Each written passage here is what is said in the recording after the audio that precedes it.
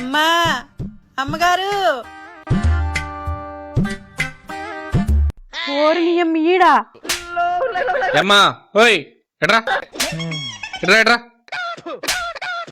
ఏంటి వెళ్ళిపోతున్నావు ఏంటి? మీరు నన్ను గుర్తుపట్టలేదా? ఏంటక్క ఇది లవ్ స్టోరీ ఉందంటావా? ఏమోనే ఆగు. ఇక్కడే ఉంటామని వెళ్ళావే ఇప్పుడే వస్తానన్నావే నీ దారి వైపే వాడికి అంత సీన్లు వెళ్ళేవే. వాడు బతుకున్నోళ్ళనే ఏం చేయలేని టైపు.